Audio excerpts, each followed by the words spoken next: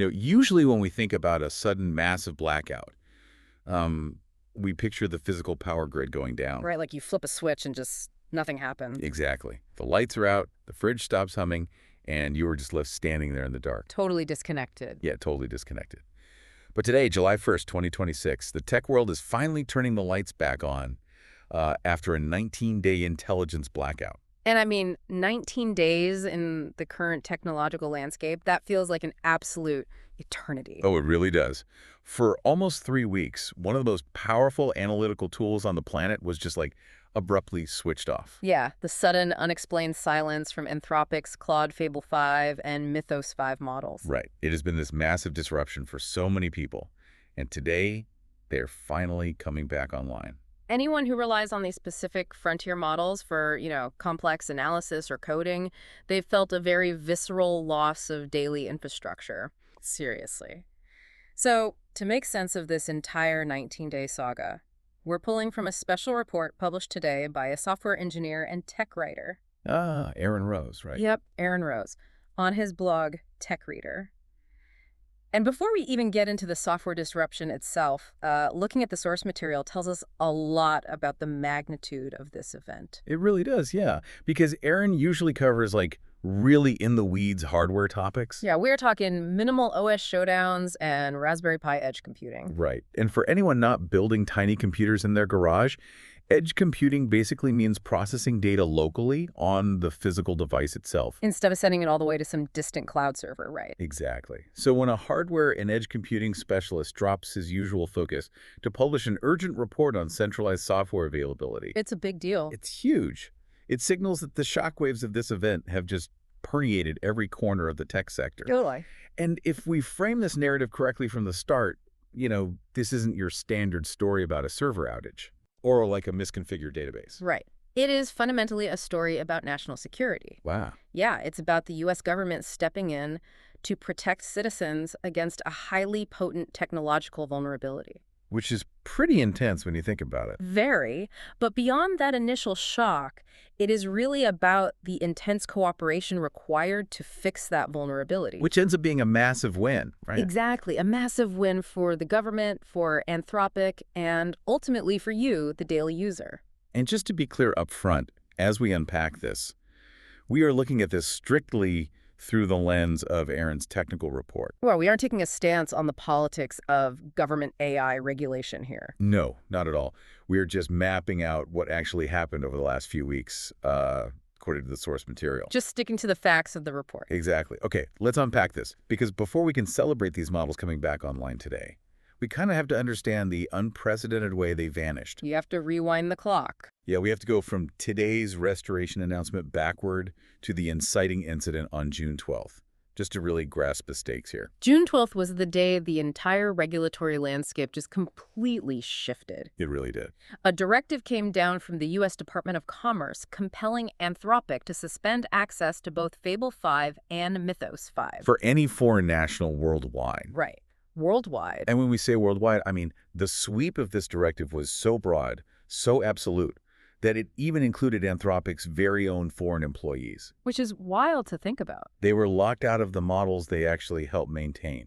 I just want to pause on the sheer logistics of that. Yeah, it's a logistical nightmare. We are talking about a global engineering workforce, suddenly partitioned entirely by passports. The company had to instantly revoke access for their own internal engineering staff based solely on nationality. Right. So you're looking at a government intervention of, the highest possible order. Normally, we think of export controls as physical barriers, Like stopping a shipment of advanced microchips at a port or something. Exactly. But here, the Commerce Department applied that physical framework to cloud-based intelligence. They effectively built a digital geofence and an identity fence, literally overnight. It's incredible. And the trigger for this massive global shutdown was cited by, quote, national security authorities. Right, who had identified a specific jailbreak pattern within the models. Which we should probably clarify for the listener. Yeah, to be clear on the terminology here, a jailbreak in this context isn't a hacker furiously typing malicious code to breach a server. Right. It's not like the movies. No, it is entirely language-based. A jailbreak is using specific combinations of words, often complex hypothetical scenarios or role-play prompts. And those prompts trick the AI's internal safety guardrails into essentially turning themselves off. Right. It is finding a psychological loophole in the model's training. This raises an important question, though. Why does a linguistic loophole trigger a global export control lockdown? It seems like an overreaction. Right. It might seem that way at first, but what's fascinating here is that a jailbreak pattern in a frontier model like Fable 5 is viewed through a completely different lens by national security authorities. Right. They aren't worried about someone tricking the AI into, like, writing a mildly offensive poem. Exactly. They are looking at severe security vulnerabilities. Vulnerabilities that could be actively weaponized. Precisely. The government's primary mandate is protecting citizens and infrastructure from offensive capabilities. So if a specific jailbreak pattern allows a highly capable model to bypass all its safety training, that model could theoretically be used by foreign adversaries to generate offensive cyber weapons. wow, Or synthesize dangerous biological materials, or map out exploits for critical infrastructure. that is terrifying. It is. So the sweeping action on June 12th highlights their absolute priority here. They were treating Fable 5 less like a consumer software product and more like a sensitive piece of military technology, A potentially dangerous piece of strategic military tech, yeah. which completely changes the paradigm of how we interact with the tools we use every day. It really does. So the models are entirely grounded by this national security threat. The perimeter is locked down. Right. And that brings us to the frantic 14-day period that followed. Because, you have a globally utilized AI locked in an export control jail. To get it out, you have to build a new type of cage. And you have to do it fast. Really fast. And, the prevailing narrative in tech is usually pretty adversarial. Yeah, it's usually Silicon Valley fighting government regulators tooth and nail in courtrooms. Exactly. But the resolution to this standoff completely subverts that expectation. According to Aaron Rose's report, the clearance followed roughly 2 weeks of what is described as direct engagement between Anthropic and government officials. So it wasn't a legal battle at all. No, it was a 14-day sprint of incredibly intense cooperative engineering. Which is so rare to see. It is. And the result of that sprint was Anthropic engineering a brand new, quote, cybersecurity safeguard layer. And this wasn't just a general software update, or a minor patch. Right. This layer was designed specifically and exclusively to intercept and block the exact offending jailbreak pattern. The one that prompted the Commerce Department's original directive. Exactly. I like to think of this new safeguard layer as a digital airlock. Oh, that's a good way to put it. Yeah, like before your typed prompt even reaches the main brain of Fable 5, it gets trapped in this isolated intermediary room. The airlocks. Exactly. Inside that room, a secondary system scans your text, specifically looking for the malicious linguistic patterns that make up this specific jailbreak. And if it detects it. The prompt is neutralized before it ever reaches the actual model. Wow. And Anthropic is claiming that this new airlock system blocks that specific jailbreak in 99% of attempts. In the realm of cybersecurity, a 99% efficacy rate against a known vector is considered extraordinarily high. But, here is where it gets really interesting, and honestly where I have to throw a flag. Uh-oh. A red flag. Yeah, a 99% success rate that is graded by the people who wrote the test. That is a massive red flag. That is a fair point. Like, as Aaron Rose explicitly points out in his piece, that figure hasn't been independently confirmed by outside academic researchers. Right. I just cannot believe we're talking about a severe national security vulnerability involving offensive cyber weapons, and we are just supposed to take Anthropic's self-reported word for it. Just trust that their internal patch works 99% of the time. Yeah. Why wasn't a completely independent third-party auditing firm brought in to verify this? Your skepticism regarding self-reported data is entirely justified. Thank you. In a vacuum, a tech company grading its own homework on a national security threat would be totally unacceptable. Right. But Anthropic wasn't operating in a vacuum here, and they didn't just hand this patch to a substitute teacher. Okay, so who checked their work? The report notes a really crucial detail.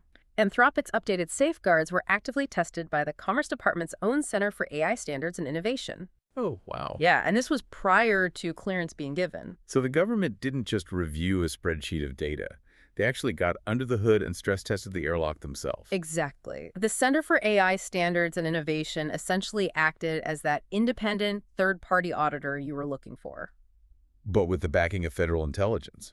Precisely. They deployed their own experts to actively try and break the new safeguard layer using the known jailbreak pattern. Yeah. If the government wasn't thoroughly satisfied with the efficacy of that patch, those global export controls would not have been lifted. That makes a lot of sense. And, there's another fascinating detail in Aaron's digest that proves just how collaborative this whole period was. Oh, about the Mythos 5 rollout. Yes. Access to the other suspended model, Mythos 5, was actually restored a week earlier than Fable 5. But it wasn't restored to the general public, right? No, not at all. It was restored through Anthropic's Glasswing program.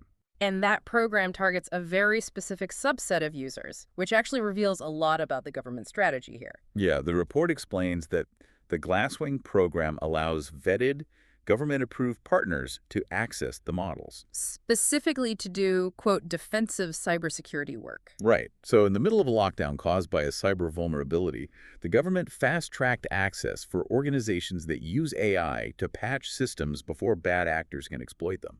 They effectively deputized the AI to help build the very defenses needed to keep the wider digital ecosystem secure. It is a phenomenal tactical maneuver when you think about it. It really is. You isolate the threat from the general public, but you empower the white hat researchers. Yeah, it turns a potential vulnerability into an active defensive asset. Allowing security teams to anticipate how adversaries might use the tool and proactively build countermeasures. Exactly. Which brings us to today, July 1st. Right, the models are back. The boardroom negotiations have concluded. The Government Center for AI Standards is satisfied with the new airlock, and the models are officially cleared for the public. So we are transitioning from high-stakes national security strategy right back to the practical impact on your daily workflow. And the practical realities of bringing a massive, complex system back online after a 19-day hiatus are, they're always messy. Oh, yeah. The infrastructure required to support these frontier models is just immense. Right. And demand doesn't just slowly trickle back in, it floods the system the second the gates open. So here are the operational details directly from the Tech Reader report for anyone logging in. Okay, lay it on us. Access to Fable 5 is officially restoring today across all major platforms. That includes Claude.ai, the API. Which, for those who don't know, the API is essentially the digital bridge that allows third-party apps to talk to the model behind the scenes. Right, exactly. So the API is back, along with Claude Code, Amazon Web Services, Google Cloud, and Microsoft Foundry. It is a total multi-platform ecosystem restoration. It is.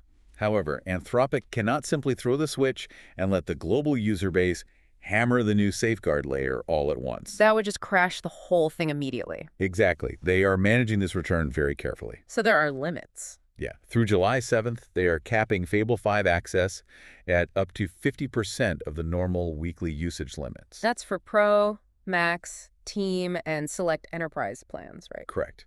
They need to monitor how the new cybersecurity layer handles a massive concurrent load before opening the floodgates entirely. Makes sense. But the silver lining here is that per-token pricing remains entirely unchanged. Oh, that's good news. And tokens are basically the microtransaction cost of generating words or processing data? Right. Now, Aaron Rose does add a quick journalistic caveat that the pricing detail traces to a single source and hasn't been completely cross-confirmed yet. Okay. But it strongly appears that users won't be paying a premium for the new security measures. That's a relief. You know, the fact that the ecosystem survived this absence at all highlights a critical, often overlooked aspect of enterprise AI. Oh, the unsung hero of this entire saga. Exactly. The older Opus 4.8 model. Yes.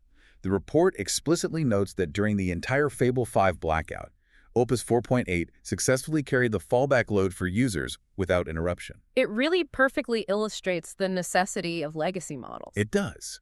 When the bleeding-edge frontier model is suddenly neutralized by an export control, having a robust, slightly older model available to seamlessly catch the overflow. That is what ensures business continuity for thousands of companies relying on this infrastructure. And business continuity is the exact lens Aaron Rose uses to frame the conclusion of this event. I really appreciate his pragmatic take on this, actually. Me too. In his digest, he writes, "This is a product availability story, not a drama story." He just cut straight through the noise. 19 days offline, an airlock is engineered, the government tests it, and access is restored.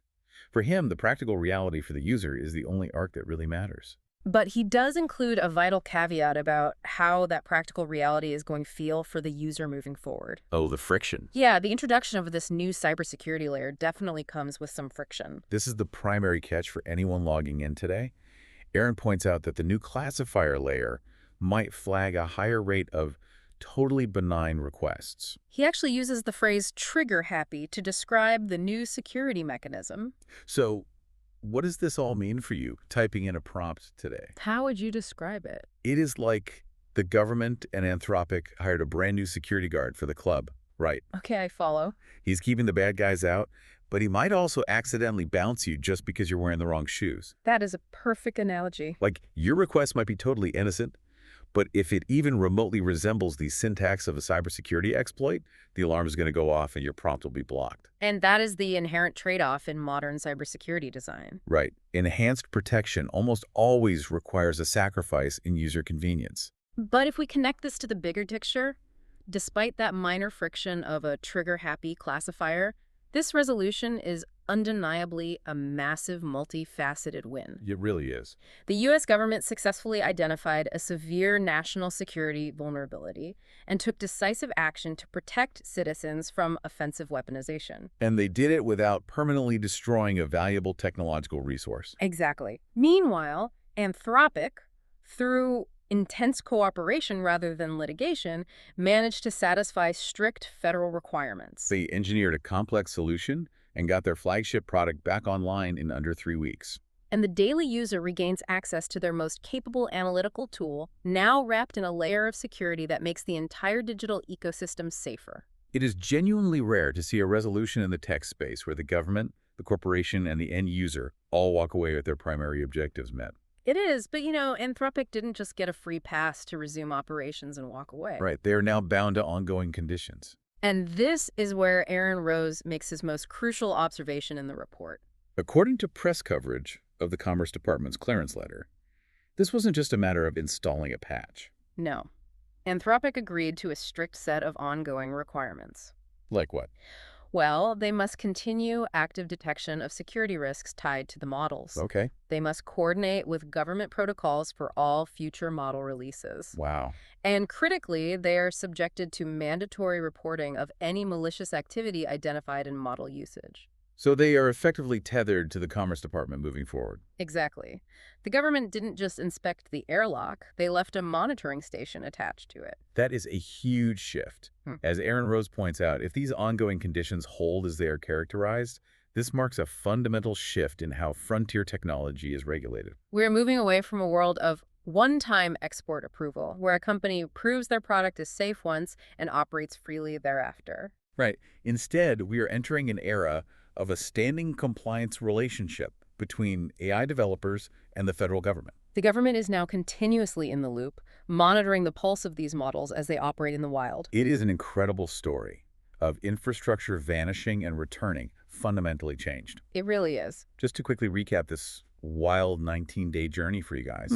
On June 12th, we saw a sudden, unprecedented global shutdown of Fable 5 and Mythos 5. Over severe national security concerns regarding a specific language-based jailbreak. Right. And that triggered a 2-week sprint of deep cooperative engineering between Anthropic and the Commerce Department. Which brings us to today's victorious, if slightly heavily guarded, return. Exactly. So, for everyone listening, your mission today is simple.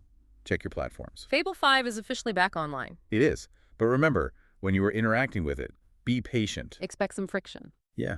If your perfectly innocent, totally benign prompts accidentally trip the new cybersecurity alarms, just remember that the overly sensitive firewall is doing exactly what it was engineered to do. Keeping the bad guys out. Yep, keeping the bad guys out. And, as you navigate those new trigger-happy security measures today, there is a final lingering question to ponder. Oh. Yeah. In his report, tech writer Aaron Rose hesitated to call this new ongoing reporting arrangement between Anthropic and the government an industry precedent. Right. He pointed out that a single incident doesn't automatically establish a permanent template for the entire sector. Exactly. But let's imagine for a moment that he is being too cautious. Okay. What if this does become the new blueprint? What if every single frontier AI model released from here on out requires a standing compliance relationship with the federal government? That would change everything. It would. If we are entering a new era of constant, rigorous government oversight deeply embedded in the release cycle of consumer software, how will that change the speed of innovation? And more importantly, how will that constant monitoring change the very nature of the AI tools you will be relying on a year from now?